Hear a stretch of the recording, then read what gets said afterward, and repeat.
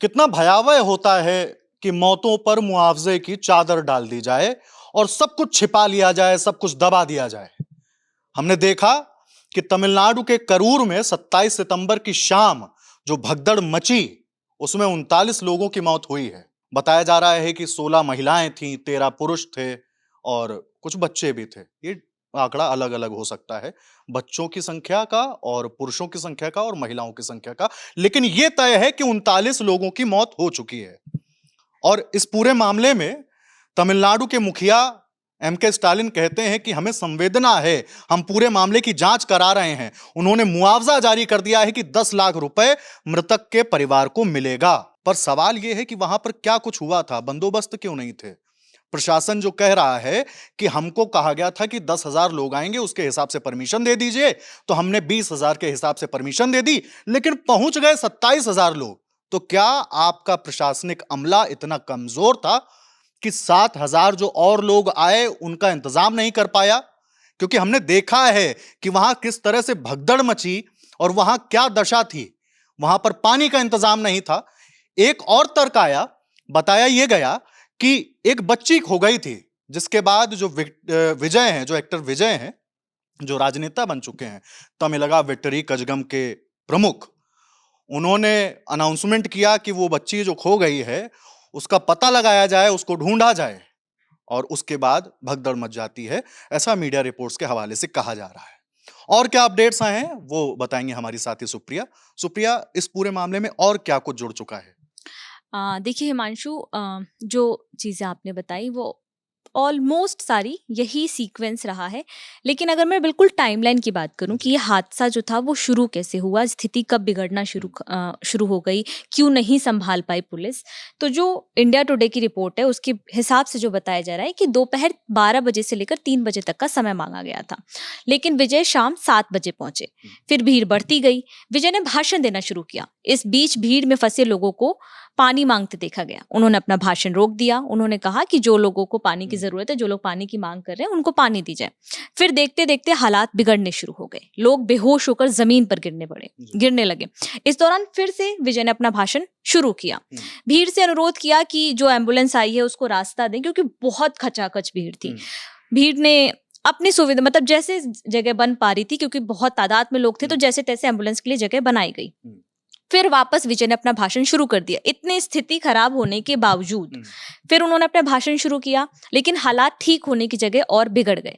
विजय ने फिर अपना भाषण रोका। एम्बुलेंस लोगों को अताह भीड़ को, जो बहुत ज्यादा भीड़ थी, उससे गुजरने की, उस भीड़ को हटाकर लोगों के बीच से जाने की तमाम कोशिश कर रही थी, लेकिन वो उस स्थिति और परिस्थिति में उस हद तक सफल नहीं हो पा रही थी। उसके बाद एम्बुलेंस जैसे तैसे अपना निकल पाई। इस दौरान विजय फिर से अपना भाषण शुरू कर देते, मतलब भाषण शुरू हो रहा है, रुक रहा है, स्थिति खराब हो रही है, लेकिन भाषण पे फुल स्टॉप नहीं लग रहा है। ये नहीं समझा जा रहा है कि स्थिति खराब है तो हम अपना भाषण रोककर लोगों को पैनिक होने से बचाएं, उन्हें बोलें कि वो तसल्ली रखें, अपने आसपास की चीजों को संयमित करें। लेकिन नेता, एक्टर अपना भाषण जारी रखते। शाम 7:30 बजे के आसपास उनका भाषण खत्म होता है। तब टीवी के नेता आदव अर्जुन ने विजय को बताया कि एक 9 साल की बच्ची लापता हो गई है। इसके बाद विजय ने कार्यकर्ताओं से मदद मांगी और कहा जा रहा है कि उसके बाद वो चले गए। तमिलनाडु के जो डीजीपी हैं, उनके मुताबिक विजय की रैली के लिए 10,000 लोगों की परमिशन थी, लेकिन 1,20,000 स्क्वायर फीट एरिया में 50,000 से ज्यादा लोग वहां मौजूद थे, जमा हो गए। इस दौरान एक्टर 6 घंटे की देरी से पहुंचे। तो क्या था कि भीड़ सुबह से इंतजार कर रही थी। एस्टिमेट टाइम था 12 से 3 का। तो भीड़, अक्सर लोग रैलियों में जल्दी चले जाते हैं कि उनको जगह मिल जाएगी, शायद पहली लाइन तक पहुंच जाए तो अपने पसंदीदा नेता, एक्टर को करीब से देख सकते हैं। तो वो भीड़ सुबह से थी, गर्मी थी, तो वो तपती रही, धूप थी, लोगों के पास पानी नहीं था, भोजन नहीं था, तो लोग पैनिक ऑलरेडी कर रहे थे। इंडियन एक्सप्रेस की रिपोर्ट के मुताबिक करूर पहुंचने से पहले विजय नमक्कल में थे। वहां भी विजय के पहुंचने से पहले 5 लोग धूप में बेहोश हो गए थे और वो सभा 4 बजे समाप्त हुई। उसके बाद विजय शाम को करूर की रैली में पहुंचे हैं। अच्छा, मेरा अगला सवाल सुप्रिया ये है, जब हम देख रहे हैं कि डेटा कुछ अलग अलग आ रहा है, कहीं पर डीजीपी ये कह रहे हैं कि 10,000 लोगों की, एक बात कॉमन जो है कि 10,000 लोगों की परमिशन थी, 20,000 लोगों के जुटने का इंतजाम किया गया था कि 20,000 लोग आ जाएं तो कोई दिक्कत नहीं होगी, लेकिन ये कहा गया 27,000। और अभी हमने ये बात भी कही कि तकरीबन 50,000 लोगों की, हाँ 50,000 से ज्यादा। तो अभी भीड़ का भी जो प्रशासन है उसे बिल्कुल पुख्ता अनुमान नहीं है। जब तक जांच रिपोर्ट नहीं आ जी। जाती तब तक पुख्ता तौर पर ये हम्म। नहीं कहा जा सकता कि कितने लोग वहां मौजूद थे। परमिशन और जगह, इसकी बात साफ है कि इतने लोगों 10,000 लोगों की परमिशन मांगी गई थी, ये पुलिस ने अपनी तरफ से साफ कह दिया। लेकिन जो भीड़ कितनी आई थी, एग्जैक्ट नंबर क्या है, उसको लेकर जब तक जांच रिपोर्ट नहीं आएगी तब तक ये साफ नहीं हो पाएगा। अभी अनुमानन ये पुलिस की तरफ से कहा जा रहा है कि 10,000 की जगह 50,000 से ज्यादा लोग आ गए थे। तो ये आंकड़े अलग अलग हैं। और इस पूरे मामले में जो एक्टर रहे हैं विजय, जो अब राजनेता बन चुके हैं, जिन्होंने अपना भाषण दिया, रोका, फिर शुरू किया, और उस दौरान ये स्थितियां बन गईं, पुलिस प्रशासन मूक दर्शक बनकर खड़ा रहा, ऐसा कहा जा रहा है, ऐसे आरोप लग रहे हैं, क्योंकि 39 लोगों की मौत हुई है। तो इस पूरे मामले में जो एमके स्टालिन है, जो प्रदेश के मुखिया हैं, या विजय, उनकी तरफ से क्या कुछ कहना है? इस पूरे मामले पे पहली बार कल जब ये पूरा हादसा हुआ उसके बाद एक तस्वीर भी आई थी जिसकी बहुत चर्चा थी कि विजय को एयरपोर्ट से जाते हुए देखा गया। उसके बाद आज विजय ने एक्स पर एक पोस्ट किया है। उस पोस्ट को मैं बताती हूँ उन्होंने क्या लिखा है उसमें। उन्होंने लिखा है कि मेरा दिल टूट गया है, मैं असहनीय और अनकहे दर्द और इस दुख से छटपटा रहा हूँ जिसे शब्दों में बयान नहीं किया जा सकता। करूर में अपनी जान गंवाने वाले अपने प्रिय भाई बहनों और परिवारों के प्रति मेरी गहरी संवेदना है और सहानुभूति व्यक्त करता हूं। मैं अस्पताल में इलाज करा रहे लोगों को जल्द से जल्द स्वस्थ होने की प्रार्थना करता हूं। देखिए, वहीं इस पूरे हादसे पर सीएम एमके स्टालिन का भी बयान आया है। आज वो सुबह गए थे अस्पताल में जो घायल हैं उनके परिवारों से मिलने, जिन लोगों ने इस हादसे में अपनी जान गंवा दी उनको श्रद्धांजलि देने। तो उन्होंने भी उस मुलाकात के बाद मीडिया से जब मुखातिब हुए तो उन्होंने कहा कि हमारे राज्य के इतिहास में किसी राजनीतिक दल द्वारा आयोजित कार्यक्रम में इतनी बड़ी संख्या में लोगों की जान कभी नहीं गई, भविष्य में भी ऐसी त्रासदी कभी नहीं होनी चाहिए। मैं भारी मन से उन लोगों को श्रद्धांजलि अर्पित करता हूं जिन्होंने अपनी जान गंवाई। इसके साथ ही सीएम ने भगदड़ की जांच के लिए एक जांच आयोग बना दिया है। मद्रास हाईकोर्ट के रिटायर्ड जज को इस जांच आयोग का अध्यक्ष बनाया गया है।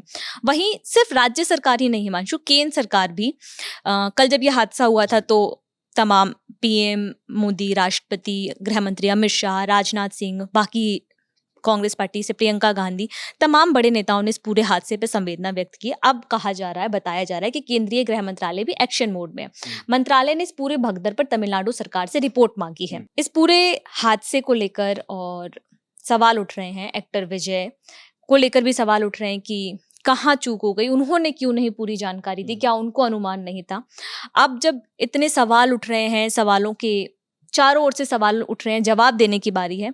तो इस बीच एक्टर विजय की ओर से ये ऐलान किया गया है कि जिन लोगों ने इस पूरे हादसे में अपनी जान गंवा दी उनके परिवार को 20 लाख रुपए का मुआवजा दिया जाएगा उनकी और उनकी पार्टी की ओर से। और ये मुआवजे की जो रकम है ये राज्य सरकार ने पहले ही ऐलान कर रखा है कि जिन लोगों ने अपनी जान गंवाई है उनके परिवार को 10 लाख रुपए का मुआवजा दिया जाएगा। और जो लोग घायल हुए हैं, विजय की ओर से कहा गया है कि घायल हुए लोगों के परिवार को 2 लाख रुपए दिए जाएंगे। जी, तो तमाम सवाल उठ रहे हैं। और इस बीच एक सवाल और उठता है कि सुप्रिया, कहां पर कोऑर्डिनेशन की कमी रह गई? रिपोर्ट्स में और क्या चीजें सामने आ रही हैं? इस आयोजन में 1000 लोगों के लिए अनुमति दी गई थी, 500 पुलिसकर्मी तैनात थे। आयोजकों ने पुलिस को बताया कि हमें ज्यादा लोगों के आने की उम्मीद नहीं थी। ये पुलिस का कहना है, ये पुलिस की ओर से जो बयान आया है उसमें कहा गया। लेकिन शाम होते होते हजारों लोग मैदान में जमा हो गए।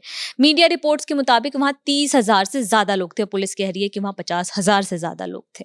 अच्छा, इसके बाद मेरा सवाल ये है कि एक्टर विजय ने पिछले साल ही अपनी पार्टी, ये जो तमिलगा वेत्री कजगम है, उसकी स्थापना की है। बहुत ही कम समय में ये पार्टी भारी भीड़ वाली रैलियों की साक्षी बनी है, हमने देखा। उन तमाम चीज़ों को देखते हुए भी पुलिस प्रशासन का इस तरीके से ये कह देना कि हमसे 10,000 लोगों की परमिशन मांगी गई थी, कुछ जगह ये आंकड़ा 50,000 बताया जा रहा है कि 50,000 से ज़्यादा लोग आ गए। शुरुआती जब मैं मीडिया रिपोर्ट्स देख रहा था तो उसमें यह तक दावा किया गया कि 1,20,000 से ज्यादा लोग भी शायद वहां पर मौजूद थे। कुछ मीडिया रिपोर्ट्स कह रही हैं कि वहां पर 27,000 से ज्यादा लोग मौजूद थे। तो सुप्रिया, पूरा मामला जो है वो व्यवस्था को लेकर है कि जमीन पर जब इतने सारे लोग पहुंचने लगे तो जो वहां पर पुलिसकर्मी, जो अफसर मौजूद थे, उन्होंने क्यों हालात को काबू नहीं किया? जब वो ये चीजें देख रहे थे कि वहां पर इंतजाम नहीं है, जब हमने कुछ रिपोर्ट्स देखी तो उसमें ये भी सामने आता है कि वहां पर पानी की व्यवस्था नहीं थी, खाने की व्यवस्था नहीं थी। कहा तो और ये भी जा रहा जी। था कल कल जो रिपोर्ट्स हम्म, आई थी उसके मुताबिक कि पुलिस ने भीड़ पे लाठीचार्ज भी किया था हम्म, भीड़ को व्यवस्थित करने के लिए। तो ये भी अपने आप में सवाल है कि जी। जब स्थिति इतनी पैनिक वाली होती है, लोगों को समझ में नहीं आ रहा होता है कि वो कहाँ जाएं, किससे मदद मांगे, किस रास्ते भागे, ऐसी स्थिति में पुलिस को लोगों को संयमित, नियंत्रित और एक दिशा देने की जगह क्या पुलिस ने वाकई में लाठीचार्ज किया? ये भी जांच रिपोर्ट आने के बाद काफी हद तक साफ हो जाएगा। जी। दूसरी चीज ये भी है कि जिस व्यवस्था की हम बात कर रहे हैं, दरअसल वहां जो राजनीति है तमिलनाडु की, वो बहुत सारे स्तर पे बटी हुई नजर आ रही है। अगले साल चुनाव होने वाले हैं। अभी बीते दिनों जब विजय ने अपनी पार्टी बनाई थी तो उन्होंने राज्य की सरकार पे आरोप लगाए थे। उनकी ओर से कहा गया था कि हमारी पार्टी को रैली करने के लिए परमिशन नहीं मिल रही है, हम लोगों को जगह नहीं दी जा रही है, और जगह दी जा रही है तो कम जगह दी जा रही है, जिससे हमारे लोग पहुंच नहीं पा रहे हैं, लोग उपस्थित नहीं हो पा रहे। इसको लेकर उन्होंने कोर्ट में याचिका भी दायर की थी। और उस समय पिछले कुछ समय पहले उन्होंने त्रिची में एक सभा की थी। उस सभा के दौरान विजय ने कहा था कि ऐसे विजय का आरोप था कि उनसे पुलिस वालों ने कहा कि आप बहुत ज्यादा हाथ ना हिलाएं और पब्लिक को ज्यादा देखकर मुस्कुराए नहीं। ये पुलिस की ओर से विजय को सलाह दी गई थी, ऐसा उन्होंने कहा था।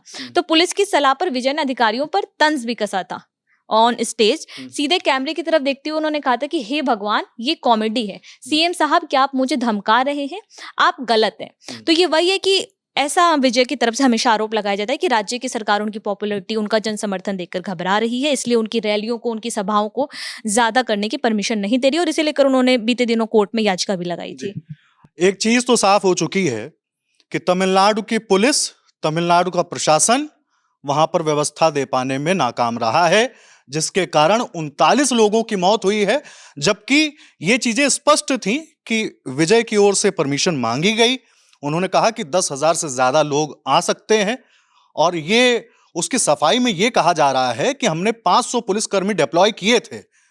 अब ये जो फिलहाल जो मामला चल रहा है उसमें तो सब कुछ ऐसा ही दिख रहा है कि एक दूसरे को दोषी बनाने पर तुले हुए हैं। बिल्कुल सही कह रहे हैं हिमांशु कि ये कहा जा रहा है कि दोनों पक्ष एक दूसरे को दोषी ठहरा रहे हैं, लेकिन उन लोगों की जख्मों की बात कौन करेगा जिन्होंने अपनों को खोया? क्या उनको इस राजनीति से कोई वास्ता पड़ेगा? क्या उनके जख्मों पे मरहम लगाने, उन्होंने जो अपने को खोया है पूरी जिंदगी, जो वो कमी को महसूस करेंगे, क्या उसकी भरपाई कोई कर पाएगा? सत्ता पक्ष विपक्ष पे आरोप लगाएगा, विपक्ष सत्ता पक्ष पे आरोप लगाएगा, कुछ दिनों बाद आरोपों की फैलिस ठंडी हो जाएगी। लेकिन जिन्होंने अपनों को खोया है, उनके जख्म जीवन भर वैसे के वैसे ही रह जाएंगे। क्या मुआवजे की रकम किसी के जख्मों को भर सकती है? क्या आप, कोई इंसान इतनी बड़ी भीड़ में जो अपनों को खो देता है, वो जख्म उसके साथ पूरे ताउम्र रह जाते हैं। लेकिन सियासी तौर पर, और अक्सर हम ऐसे देखते हैं कि इस तरीके के जब भगदड़ होते हैं तो जांच रिपोर्ट आती है, इसको दोष दिया जाता है, उसको दोष दिया जाता है, अधिकारी नपते हैं, लेकिन अंततः क्या होता है? क्या राज्यों की पुलिस को, प्रशासन को, अधिकारियों को, सरकार को इस बात पे ध्यान नहीं देना चाहिए कि पुलिस की इस मामले में जिस तरीके से परिस्थितियां बदल रही हैं, भगदड़ को लेकर कोई ट्रेनिंग कराई जाए कि किस तरीके से ऐसी सिचुएशन हो जाए तो लोगों को पैनिक होने से बचाया जाए, हम किस तरीके से पुलिस प्रशासन मदद कर सकते हैं? क्या बीते हादसों से पुलिस सबक नहीं लेती है, चाहे वो किसी भी राज्य की पुलिस हो? क्योंकि सिर्फ आरोप प्रत्यारोप करके आप अपनी जिम्मेदारी से नहीं बच सकते हैं। बाकी इस पूरे मामले में जो और भी अपडेट्स आएंगे, द ललन टॉप आपके बीच रखता रहेगा। नमस्ते।